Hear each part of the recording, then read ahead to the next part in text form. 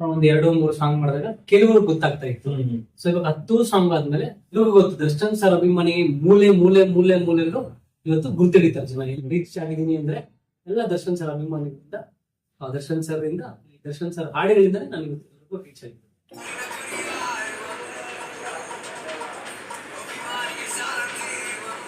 Darshan sir ನೋಡಿ ನನ್ನನ್ನ ಮನೆಗೆ ಕರೆಸಿ ಹುಡುಗ ಹಾಡು ಮಾಡಿದ್ದಾನೆ, ಅವೇ ರಿಲೀಸ್ ಮಾಡ್ಕೊಟ್ರು.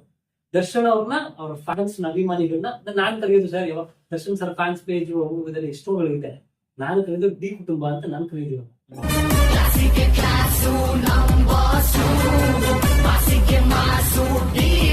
ಕೇಕ್ ಎಲ್ಲ ಕಟ್ ಮಾಡ್ಸಕ ಬರ ಚಿನ್ನ ಅಂದ್ಬಿಟ್ಟು ಬಂದು ಎಲ್ಲ ನಿಂತ್ಕೊಂಡು ಕೇಕ್ ಎಲ್ಲ ಕಟ್ ಮಾಡಿ ನನಗೆ ಒಂದು 10 ಫೋಟೋ ಕೊಟ್ಟರು ಸರ್. 10 ಫೋಟೋಸ್ ನಂತರ ಇವಾಗಲೂ ಅವ್ರಿಗೆ ಇದೆ. ಅಲ್ಲಿ ನೀವು ನೋಡಿರ್ಬೋದು ಫಸ್ಟ್ ಫೋಟೋ ದರ್ಶನ್ ಅವ್ರ ಕೇಕ್ ತಿನ್ನಿಸ್ತಾರದು ಫೋಟೋ. ಅದೇ ನನ್ನ ಫಸ್ಟ್ ಫೋಟೋ. ಹಾಯ್, ಹಲೋ, ನಮಸ್ಕಾರ ಸ್ನೇಹಿತರೆ, ಹೇಗಿದ್ದೀರಾ? ಚೆನ್ನಾಗಿದ್ದೀರಾ ಅಂತ ಅನ್ಕೋತೀನಿ.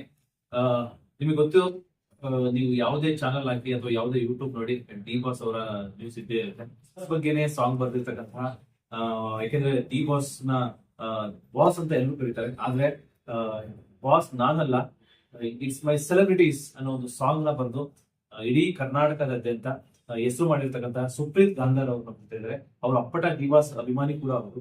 ಸೊ ಬನ್ನಿ ಅವ್ರನ್ನ ಮಾತಾಡ್ಸೋಣ. ಸರ್ ನಮಸ್ತೆ. ಕರ್ನಾಟಕ ಜನತೆಗೆ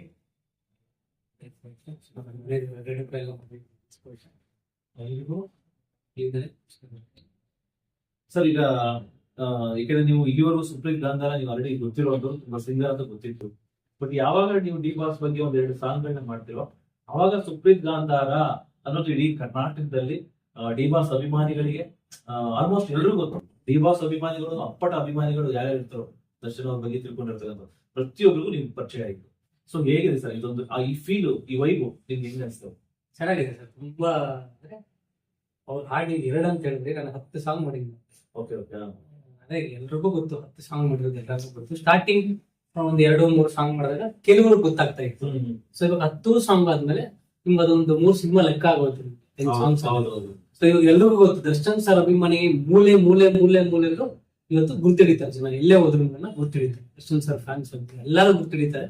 ಸೊ ಬಹಳ ಖುಷಿ ಇದೆ. ಭಗವಂತ ನನಗೆ ಇವ್ರು ಕರ್ಕೊಂಡ್ಬಂದು ಒಂದು ಮಟ್ಟಕ್ಕೆ ರೀಚ್ ಆಗಿದ್ದೀನಿ ಅಂದ್ರೆ ಎಲ್ಲ ದರ್ಶನ್ ಸರ್ ಅಭಿಮಾನಿಗಳಿಂದ, ದರ್ಶನ್ ಸರ್ ಇಂದ, ದರ್ಶನ್ ಸರ್ ಹಾಡುಗಳಿಂದಾನೇ ನಾನು ಇವತ್ತು ರೀಚ್ ಆಗಿದ್ದೀನಿ. ಸರ್, ಆಕ್ಚುಲಿ ನೀವು ಕೆಲವು ಇಂಟರ್ವ್ಯೂಗಳಲ್ಲಿ ಮಾತಾಡಿದಿರಿ, ಡಿ ಬಾಸ್ ನ ನನಗೆ ಮರೆಯಕ್ಕಾಗಲ್ಲ. ಯಾಕೆಂದ್ರೆ ನನ್ನ ಕೆರಿಯರ್ಗೆ ಅಂದ್ರೆ ನಿಮ್ಮ ಏನು ಈ ಸಿಂಗಿಂಗ್ ಅನ್ನೋ ಒಂದು ಕೆರಿಯರ್ ಇದೆಯೋ, ಕರ್ನಾಟಕದಲ್ಲಿ ನಿಮ್ಮ ಜನ ಗುರುತಿಸ್ತಾರೋ ಅದು ಕಾರಣನೇ ಅವರು ಅಂತ ಹೇಳಿದಿರಿ. ಸೊ ಅದ್ರ ಬಗ್ಗೆ ಹೇಳೋದ್ರೆ? ಹೌದು ಸರ್, ಗೊತ್ತಾಗಿ ಹೇಳ್ಕೊಂತೀನಿ ಇವತ್ತು. ಏನಕ್ಕೆ ಅಂತಂದ್ರೆ ಯಾರು ನನ್ನ ಕರೆದು ಒಂದು ಚಾನ್ಸ್ ಕೊಡೋದಾಗ್ಲಿ, ಯಾರು ನಮ್ಮನ್ನ ಕರೆದು ಹುಡುಗ ಚೆನ್ನಾಗಿ ಆಡ್ತಾನಪ್ಪ, ಯಾರೋ ಕರೆದು ಒಂದು ಚಾನ್ಸ್ ಕೊಡೋದು, ಮತ್ತೊಂದು ಯಾರು ನಮ್ಗೆ ಮಾಡಿಲ್ಲ. ನನಗೆ ಯಾವತ್ತು 2017, 2016, 2017 ಒಂದು ಹಾಡು ಮಾಡಿ నేను ಬಿಡುಗಡೆ ಮಾಡ್ಬೇಕು ಅಂತ ರೆಡಿ ಮಾಡಿರ್ತೀನಿ. ಸೊ ಅವಾಗ ಒಂದು ನ್ಯೂಸ್ ಆಗುತ್ತೆ, ಒಬ್ಬ ಹುಡುಗ ಹಿಂಗೆ ಕ್ರಿಶ್ಚಿಯನ್ ಅವ್ರಿಗೆ ಒಂದು ಹಾಡು ಮಾಡಿದ್ದಾನಂತೆ ಅಂತ ಒಂದು ಬ್ರೇಕ್ ನ್ಯೂಸ್. 2016, 2017 ರೀಮಿಕ್ಸ್ ಸಾಂಗ್ ಮಾಡಿದ್ದೆ. ಅದು ಸಾರಥಿ ಸಾಂಗ್.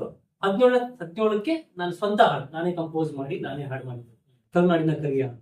ಅದು ನ್ಯೂಸ್ ಗೊತ್ತಾಗುತ್ತೆ ಎಲ್ರಿಗೂ, ಈ ತರ ಹುಡುಗ ಒಂದು ಹಾಡು ಮಾಡ್ತಾನೆ. ಆ ಕ್ರೇಜ್ ಇರ್ಲಿಲ್ಲ.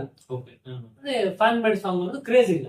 ಅವಾಗ ನಾನು ಮಾಡಿದಾಗ ಏನಾಗುತ್ತೆ, ಆಲ್ರೆಡಿ ಒಬ್ರು ಮಾಡಿರ್ತಾರೆ ದರ್ಶನ್ ಅವ್ರಿಗೆ, ಅಂದ್ರೆ ಈ ಬೇರೆ ತರ ಸಾಂಗ್ ಅದೇ ಇದೇ ತರಾನೇ ಸ್ವಲ್ಪ ಬೇರೆ ತರ ಮಾಡಿದ್ರು. ಬಟ್ ನಾನ್ ಮಾಡಿದ್ಮೇಲೆ ಅದು ರೀಚ್ ಆಯ್ತು ಜನಕ್ಕೆ. ಈ ನ್ಯೂಸ್ ಚಾನಲ್ ಅವ್ರಿಗೆಲ್ಲ ರೀಚ್ ಆಯ್ತು. ಸೊ ಅವರು ಬ್ರೇಕಿಂಗ್ ನ್ಯೂಸ್ ಅಂತ ಹಾಕಿದ್ರು, ದರ್ಶನ್ ಅವ್ರಿಗೆ ಒಂದು ಹಾಡ್ ಮಾಡ್ತಿದಾರಂತೆ ಒಬ್ಬ ಅಭಿಮಾನಿ ಅಂತ ಅಂದ್ಬಿಟ್ಟು ಬ್ರೇಕಿಂಗ್ ನ್ಯೂಸ್ ಬಂತು. ಅದನ್ನ ದರ್ಶನ್ ಸರ್ ನೋಡಿ ನನ್ನನ್ನ ಮನೆಗೆ ಕರೆಸಿ ಹುಡುಗ ಹಾಡು ಮಾಡಿದ್ದಾನೆ, ಅವೇ ರಿಲೀಸ್ ಮಾಡ್ಕೊಟ್ರು ಅಂತ ಒಂದು ಭಾಗ್ಯ ಸರ್.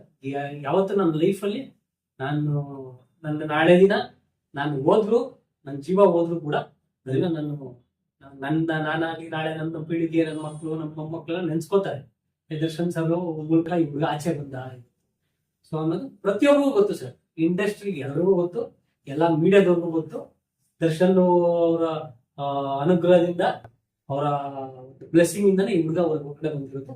ಇವತ್ತಿಗೂ ಎಷ್ಟೋ ಜನ ಮಾತಾಡ್ತಾರೆ, ದರ್ಶನ್ ಹೆಸರು ಹೇಳ್ಕೊಂಡ್ ಬೆಳಿತಾನೆ, ದರ್ಶನ್ ಹೆಸರು ಹೇಳ್ಕೊಂಡ್ ಬೆಳಿತಾನೆ. ನನಗೂ ಗೊತ್ತು, ದರ್ಶನ್ ಸರ್ ಮಾತ್ರ ಗೊತ್ತು ಅವ್ರು ನನ್ನ ಎಷ್ಟು ಪ್ರೀತಿ ಮಾಡ್ತಾರೆ, ನಾನು ಅವ್ರನ್ನ ಎಷ್ಟು ಪ್ರೀತಿ ಮಾಡ್ತೀನಿ ಅಂತ ಮಾತಾಡುತ್ತೆ. ಆದ್ರಿಂದ ನಾನು ಜಾಸ್ತಿ ಏನು ಮಾತಾಡಕ್ ಹೋಗಲ್ಲ. ಎಲ್ಲರೂ ಖುಷಿಯಿಂದ ಮಾತಾಡಿಸ್ತಾರೆ. ದರ್ಶನ್ ಫ್ಯಾನ್ಸ್ ಅಂತೂ ಸರ್ ಎಲ್ಲೇ ಸಿಕ್ಕಿದ್ರು ಹಿಡಿದು ಫೋಟೋ ತಗೊಳ್ತಾರೆ, ಎಲ್ಲೋ ದೂರ ನಿಂತ್ಕೊಂಡಿರ್ತೀನಿ, ಬಂದು ಅವರೇ ಮಾತಾಡಿಸ್ತಾರೆ. ಸೊ ಇದು ನನಗೆ ಬಹಳ ಖುಷಿ ಆಗೋದು.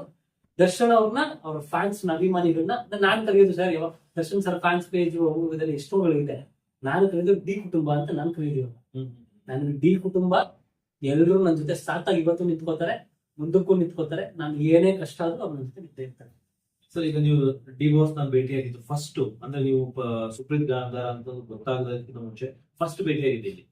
ಅದು ಐರಾವತ ಶೂಟಿಂಗ್ ಇಲ್ಲಿ ನೈಸ್ ರೋಡಲ್ಲಿ. ಆವಾಗ ನಾನು ಈ ಡ್ರೈವರ್ಸ್ ಅವಾಗ ನಾನು ಕೇಳಿದ್ದೆ, ದರ್ಶನ್ ಸರ್ ಒಂದು ಫೋಟೋ ಬೇಕು ನನಗೆ ಅಂತ ಅಂದ್ಬಿಟ್ಟು. ಅವಾಗ ಆಯ್ತು ಸರಿ ಕರ್ಕೊಂಡು ಹೋಗ್ತೀನಿ ಅಂತ ಶೂಟಿಂಗ್ ಸ್ಪಾಟ್ ಕರ್ಕೊಂಡು ಹೋಗ್ತೀನಿ. ಆವಾಗ ದರ್ಶನ್ ಸರ್ ಕ್ಯಾರವಾನಿಂದ ಕೆಳಗಡೆ ಅಂತ ಓಡದೆ. ಅವಾಗ ಅಂದ್ರೆ ಅವ್ರು ಏನ್ ನಾರ್ಮಲ್ ಅಭಿಮಾನಿ. ನಾನು ಓಡೋದಾಗ 1 ಸೆಕೆಂಡ್ ಮಾಡಿ ಫೋಟೋ ಅಂದ ತಕ್ಷಣ ಬರೋ ಚಿನ್ನ ಅಂದ್ಬಿಟ್ಟು ಒಂದು ಫೋಟೋ ಕೊಟ್ಟು, ಫಸ್ಟ್ ಫೋಟೋ ಅದು ನನ್ನ ಲೈಫಲ್ಲೇ ಮರಿಯಲ್ಲ. ಅವಾಗ ಒಂಥರ ಫುಲ್ ಬೇರೆ ತರನೇ ಇದ್ದೆ ಬಿಡಿ. ಅವಾಗ ಸರ್ ಅವಾಗ ನಾನು 10th ಸ್ಟ್ಯಾಂಡರ್ಡ್ ಅನ್ಕೊಂತೀನಿ, 10th standard 10th first PU ಅನ್ಕೊಳ್ಳಿ. ಅವಾಗ ಐರಾವತ ಶೂಟಿಂಗ್ ನಡೀತಾ ಇತ್ತು.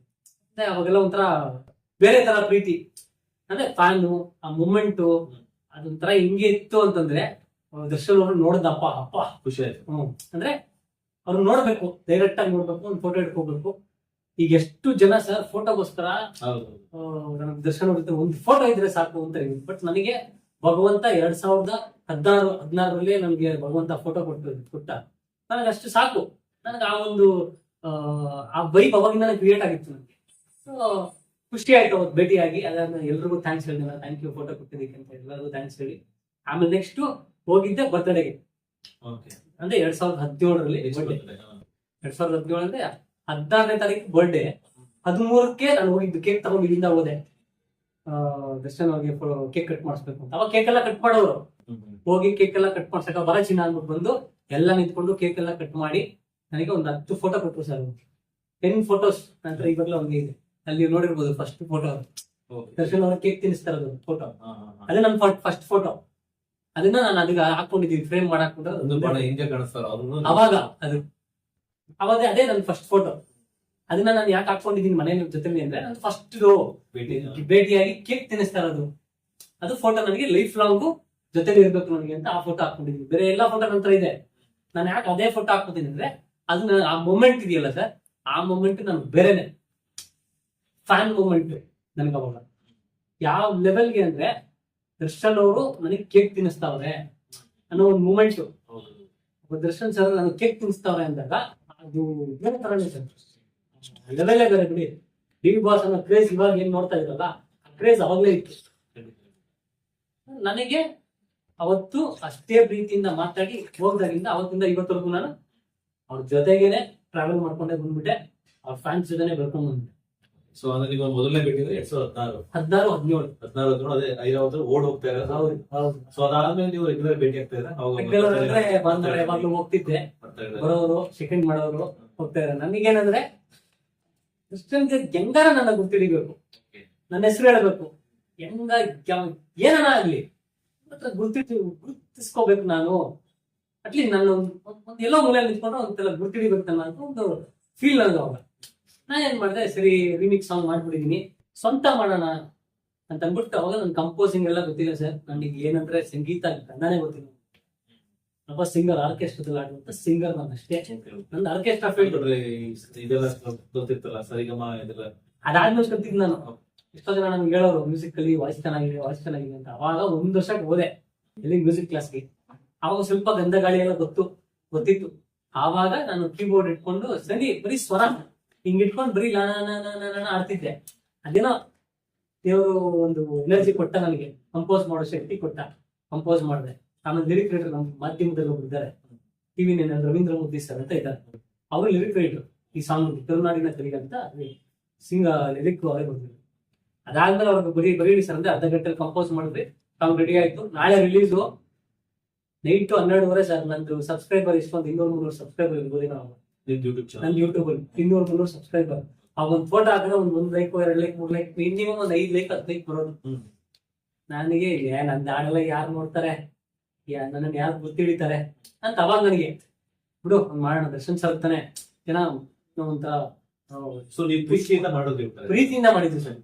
ಇದನ್ನ ನಾನು ಹೆಂಗೆ ಅಂದ್ರೆ ದರ್ಶನ್ ಸರ್ 2 ಸಲ ಫೋಟೋ ತಗೊಬಂದೆ. ಬರೀ ಫೋಟೋಕ್ಕೋಸ್ಕರ ನಾನು ಹೋಗ್ಬಾರ್ದು. ಮನೆ ಒಂದು ದರ್ಶನ್ ಸರ್ಗೆ ಸರ್ ಒಂದು ಫೋಟೋ ಅಂತ ನಾನು ನನ್ನೊಬ್ಬ ಸಿಂಗರ್, ನನ್ನೊಬ್ಬ ಕಲೆಗಾರ, ಕಲೆಯಲ್ಲೇ ಹೋಗ್ಬೇಕು ಅನ್ನೋದು ನನಗೆ ಬಂದ್ಬಿಡ್ತು. ಸಾಂಗ್ ಮಾಡ್ಕೊಂಡು ಹೋದೆ. ದರ್ಶನ್ ಸಾರೇ ಅವತ್ತು 12 ಗಂಟೆಗೆ ಮ್ಯಾನೇಜರ್ ಫೋನ್ ಮಾಡಿಸಿ ನನಗೆ ರಿಲೀಸ್ ಮಾಡ್ಬೋದು. ಫಸ್ಟ್ ಡೇ 16ನೇ ತಾರೀಕು ಬರ್ಡೇ. ಅವತ್ತಿಂದ ಇವತ್ತವರೆಗೂ ಅವ್ರು ಸಾಂಗ್ ಮಾಡ್ಕೊಂಡಿರ್ತಾನೆ. ಪ್ರೀತಿ ವಿಶ್ವಾಸ ಇಟ್ಕೊಂಡಿದ್ದಾರೆ ನನ್ನ ಮೇಲೆ. ಅವ್ರಿಗೆ ಯಾರು ಖಾಲಿ ಕುತ್ಕೊಂಡವ್ರೆ, ಯಾರು ಕೆಲಸ ಮಾಡ್ತಾರೆ ಅಂತ ಅವ್ರಿಗೆ ಗೊತ್ತು ಚೆನ್ನಾಗಿ. ಯಾರನ್ನ ಮಾತಾಡಿಸ್ಬೇಕು, ಯಾರು ಸುಮ್ಮನೆ ಓದ್ತಾ ಹೊಡ್ಕೊಂಡು ಬರ್ತಾರೆ ಸುಮ್ಮನೆ ಅಂತ ಅವ್ರಿಗೆ ಗೊತ್ತು ಚೆನ್ನಾಗಿ. ಕಷ್ಟಪಟ್ಟು ಕೆಲಸ ಮಾಡೋರಿಗೆ ವ್ಯಾಲ್ಯೂ ಸರ್. ನೀವು ದರ್ಶನ್ ಸರ್ ಹತ್ರ ಹೋದಾಗ ನೀವು ಏನನ್ನ ಮಾಡ್ಕೊಬೋದು. ಕಷ್ಟಪಟ್ಟು ಯಾರು ದುಡಿತಾರ, ಕಷ್ಟಪಟ್ಟು ಯಾರು ಕೆಲಸ ಮಾಡ್ತಾರ ಅವ್ರಿಗೆ ಪ್ರೀತಿ ಜಾಸ್ತಿ ಕೊಡ್ತಾರೆ. ಅದು ನಾನು ನೋಡಿರೋದು, ಕಣ್ಣಾರೆ ನೋಡಿರೋದು, ಕಣ್ಣಾರೆ ನನ್ನ ಅನುಭವಗಳದು. ಇಲ್ಲ ಅಂದ್ರೆ ಒಂದು 20-25 ಒಂದ್ಸಲ ಭೇಟಿ ಆಗ್ಬೋದು. ಕಷ್ಟಕ್ಕೆ ಬೆಲೆ ಕೊಡ್ತಾರೆ ಒಂದು. ಎರಡನೇದು ಇವ್ನು ಕೆಲಸ ಮಾಡ್ತಾವನ ಅದಕ್ಕೆ ಬೆಲೆ ಕೊಡ್ತಾರೆ. ಖಾಲಿ ಪಲಾವ್ ತರ ಬಂದವ್ರನ್ನ ಯಾರು ಎಂಟರ್ಟೈನ್ ಮಾಡಲ್ಲ. ನನಗಾಗಿರೋ ಅನುಭವ ಇಷ್ಟೇ. ಮೂಲಲ್ಲಿ ನೀವು ನಿಂತ್ಕೊಳ್ಳಿ. ಸೊ ನೀವು ರಿಲೀಸ್ ಮಾಡ್ಕೊಟ್ರು ಅಂದ್ರೆ ಹೌದು. ಸೊ ಅದಾದ್ಮೇಲೆ ಎಷ್ಟು ವ್ಯೂಸ್ ಬಂತಾವಾಗ? ಅಂದ್ರೆ ನಿಮ್ಗೆ ಮುಂಚೆ 1 ವರ್ಷ ಸಬ್ಸ್ಕ್ರೈಬರ್ ಎಷ್ಟೇ ಇರುತ್ತೆ? 200 ಸಬ್ಸ್ಕ್ರೈಬರ್ ಸಬ್ಸ್ಕ್ರೈಬರ್. ಅವಾಗ ನಾನು ರಿಲೀಸ್ ಮಾಡಿದಾಗ ಒಂದು 25-30 ಸಾವಿರ ಹೋಗಿತ್ತು ನನ್ನ ಯೂಟ್ಯೂಬ್ ಚಾನಲ್. 25-30 ಸಾವಿರ ಹೋಯ್ತು. ಆಮೇಲೆ ನನ್ಗೆ ಅವಾಗ್ಲೇ ಖುಷಿ. ಮತ್ತೆ 10 ಲೈಕ್ ಬರೋನ್ಗೆ, 100 ವ್ಯೂ ಬರೋನ್ಗೆ 25 ಸಾವಿರ ಅಂದ್ರೆ ನನಗೊಂಥರ ಅವಾಗ ಏಯ್ ನನ್ ಬಿಡಪ್ಪ ಮಾಡಿದಕ್ಕೂ ಸಾರ್ಥಕ. ಆಮೇಲೆ ಇನ್ನೊಂದೇನಂದ್ರೆ ಎಲ್ಲಾ ಚಾನಲ್ಗಳಲ್ಲೂ ಬರೋದಿಲ್ಲ ಸರ್. ಅವಾಗ ಎಷ್ಟೋ ಸಲ ನಾನೇ ಫೋನ್ ಮಾಡ್ಬಿಡ್ತಿದ್ದೆ ಚಾನಲ್ ಅವ್ರಿಗೆ. ಸರ್ ಪ್ರಮೋಟ್ ಮಾಡ್ಕೊಡಿ ಸರ್, ಸಾಂಗ್ ಮಾಡಿ ಪ್ರಮೋಟ್ ಮಾಡಿ ಸರ್ ನಾನೇ ಹೋಗಿ ಕೇಳ್ತಾ ಇದ್ದೆ. ಏಯ್ ನೀನ್ ಏನ್ ಸಾಧನೆ ಮಾಡಿದ್ರಿ ಅಂತ ನೀನು ಪ್ರಮೋಟ್ ಮಾಡೋದು. ಬಟ್ ಏನಾದ್ರು ಒಂದ್ 2-3 ಚಾನಲ್ ಅವ್ರು ನನಗೆ ಸಾಥ್ ಕೊಟ್ರು. ಅಂದ್ರೆ ನಾನು ನ್ಯೂಸ್ ನೋಡಿ ಸಾಥ್ ಕೊಟ್ಟು ಇವ್ರಿಗೆ ಒಂದು ಸಾಂಗ್ ಮಾಡೋಣ ಅಂತ ಸಾಥ್ ಕೊಟ್ರು. ಬಟ್ ಅವ್ರನ್ನ ಇವತ್ತು ನೆನೆಸ್ಕೋಬೇಕು ಸರ್. ಅವ್ರು ಮಾಡಿದಾಗ ದರ್ಶನ್ ಸರ್ ಅವ್ರಿಗೆ ರೀಚ್ ಆಯ್ತು, ರಿಲೀಸ್ ಮಾಡಿಕೊಟ್ರು ಮನೆಯಲ್ಲಿ. ಸೊ ಅವತ್ತಿನ ಮೂಮೆಂಟ್ ನಾನು ಯಾವತ್ತಿಗೂ ನಾನು ಎಷ್ಟೇ ಏನೇ ಮಾಡ್ಕೊಂಡು ಅವ್ರಿಗೆ ಆ ಮೂಮೆಂಟ್ ನಾನು ಮರೆಯಲ್ಲ. ದರ್ಶನ್ ಸರ್ ನನ್ನ ಸಾಯೋವರೆಗೂ ನಾನು ಹಂಗೆ ಅವ್ರನ್ನ ನನ್ನ ಹೃದಯದಲ್ಲಿ ಇಟ್ಕೊಂಡು ಪೂಜೆ ಮಾಡ್ತೀನಿ. ಇವಾಗಲೂ ಅಷ್ಟೇ. ಬೆಳಿಗ್ಗೆ ಎದ್ದ ತಕ್ಷಣ ನಾನು ಮನೆ ದೇವ್ರನ್ನ ಹೋಗ್ಬಿಟ್ಟು ಈ ಫೋಟೋನೇ ಫಸ್ಟ್ ನಾನು ನೋಡೋದು. ಮನೆಗೆ ಬಂದು ಕೈ ಮುಗಿದು ಪಟ್ಟಂತ ಆಗೋ ಕೈ ಮುಗಿದೆ ನಾನು ಕೆಲಸಗಳು ಸ್ಟಾರ್ಟ್ ಮಾಡ್ತೀನಿ. ನನಗೆ ಲೈಫ್ ಕೊಟ್ಟಿರೋದು